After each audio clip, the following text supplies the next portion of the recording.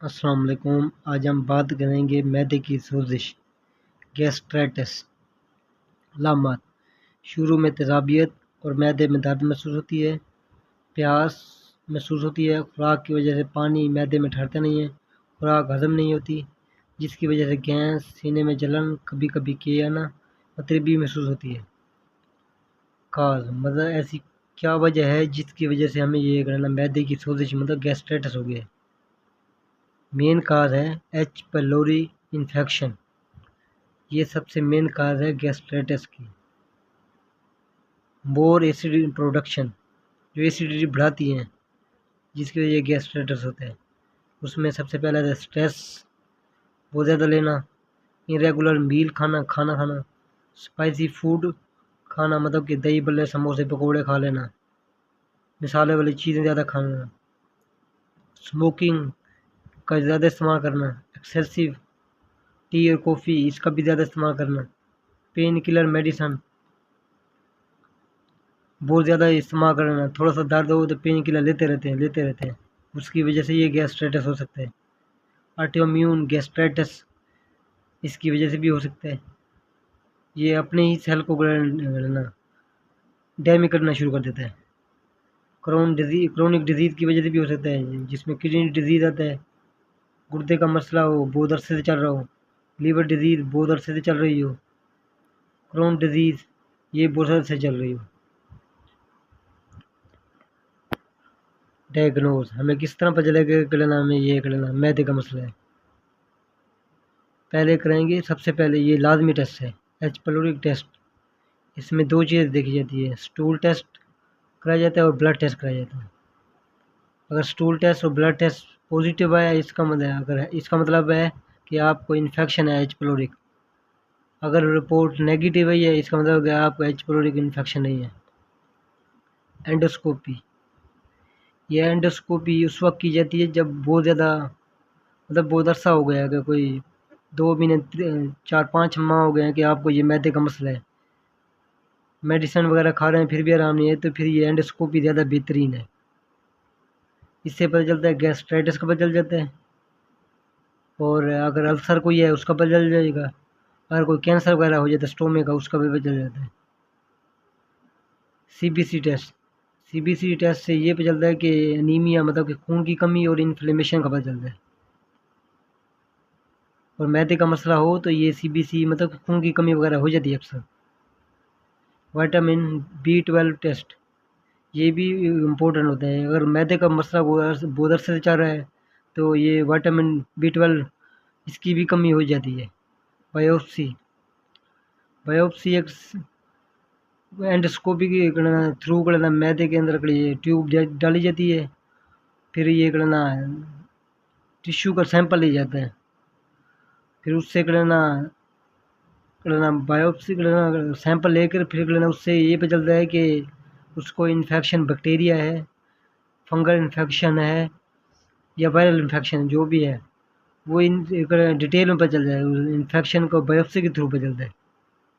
یہ اس کی اتنی ضرورت نہیں تھی، اگر بہت عرصے سے چل رہا ہے مطلب 1-2-3 سال ہو گئے ہیں یہ معدے کا مسئلہ ہے تو پھر یہ بایوپسی کروا سکتے ہیں، ورنہ یہ اینڈوسکوپی اور ایچ پیلورک CBC وائٹامن یہ کروا سکتے ہیں، اس کی ضرورت زیادہ نہیں ہوتی۔ علاج: پانی زیادہ استعمال کریں، ٹھنڈا دودھ استعمال کریں، مرچ مسالے والی چیزیں استعمال نہ کریں، فروٹ استعمال زیادہ کریں، کیپسول ریزک 20 mg ایک صبح ایک شام، صرف 14 دن کے لیے استعمال کریں، کھانا کھانے سے آدھا گھنٹے پہلے کھائیں، اور یہ ایسیڈیٹی کم کرتی ہے، مطلب اگر یہ چیزیں آپ کھا رہے ہیں ایسیڈیٹی بڑھ گئی ہے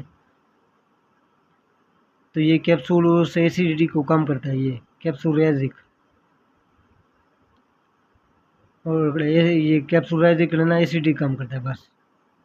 اور ٹیبلٹ فلیجر 400 mg یہ امیبا پلس پیراسائٹ انفیکشن ہے اس کو کل کرتی ہے، اور یہ بھی 7 دن کھانی ہے، ایک صبح ایک شام۔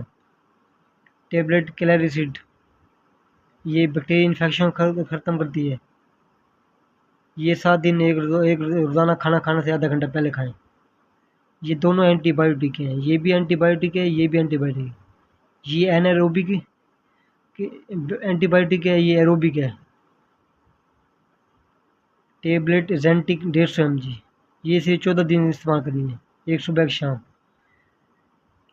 یہ زیادہ استعمال نہیں کرتے اب، اس کا کچھ بین بھی ہے بڑا، اس کا رسک ہوتا ہے یہ کینسر بڑھاتی ہے۔ اگر کام تھوڑا بہت اگر 4-5 دن استعمال کرے پھر تو ٹھیک ہے۔ یہ بھی صرف ایسیڈیٹی جو ہے نا ڈکریز کرتی ہے، مطلب کم کرتی ہے ایسیڈیٹی کو، ورنہ یہ کرنا کیپسول رائزک ہے نا یہ زیادہ بیسٹ ہے۔ اس سے لائف سٹائل، پانی ہمیشہ فلٹر والا اور بوائل والا استعمال کریں، ابلا ہوا استعمال کریں، اور ڈیلی 8 سے 10 گلاس لازمی یوز کرنے ہیں۔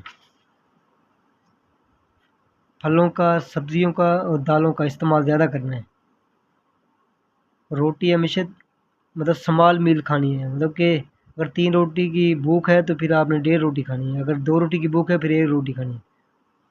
اور کھانا دن میں 3 سے 4 دفعہ کھا سکتے ہیں، صبح کھائیے، پھر دوپہر کو کھا لیں، پھر شام کھا لیں، پھر رات کو بھی کھانی تھوڑی تھوڑی ہے۔ ایکسیسو ٹی اینڈ کافی، بہت زیادہ اگر چائے اور کافی کا استعمال نہیں کرنا۔ 8 سے 9 گھنٹے سونا بھی لازمی ہے۔ بچنا ہے کرنا اوائڈ، بچنا ہے اسپائسی فوڈ، مطلب دہی بلے، پکوڑے، سموسے، جو بھی مثال والی زیادہ چیزیں ان سے بچنا ہے، جب تک یہ آپ کو معدے کا مسئلہ ہے، ٹھیک ہے پھر تو کوئی مسئلہ نہیں۔ اسموکنگ سے بھی بچنا ہے، الکوہل سے بھی بچنا ہے، سٹریس اور ٹینشن یہ بھی نہیں لینی، اس سے بھی گڑنا یہ بھی وجہ بنتی ہے۔ اور ڈیلی واک کرنی ہے، 30 منٹ ڈیلی، روزانہ واک بھی کرنی ہے۔ اور یہ جو اکثر کڑے ہوتے ہیں نا جو 7 دن کی میڈیسن ہوتی ہے وہ 3 دن یوز کرتے ہیں، اس کے بعد یوز نہیں کرتے ہیں۔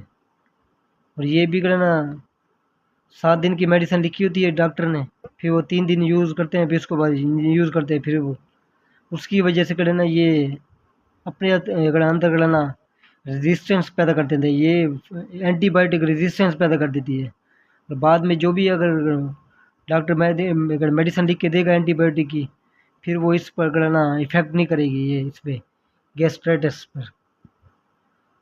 مجھے کمنٹ میں یہ بتا دیں کہ میں اس طرح بتاؤں جیسے یہ کیپسول رائزک ہے، جیسے یہ ٹریٹمنٹ بتا رہا ہوں، یہ مسئلہ ہے کیپسول رائزک 20 mg یہ کھا لیں، فلیجل کھا لیں، اور کلیرسٹی کھا لیں، اور زینٹک کھا لیں، اس طرح بتاؤں، یا پھر یہ اس طرح بتاؤں کہ مطلب کہ یہ کاز وغیرہ یہ کاز ہیں، اور یہ ڈائگنوز ایسے ہوگا، اور یہ کیپسول رائزک کی اس کی یہ وجہ ہے، اور یہ اینٹی بائیوٹک ہے، اور یہ لائف سٹائل، یہ کمنٹ میں لازم بتانا ہے۔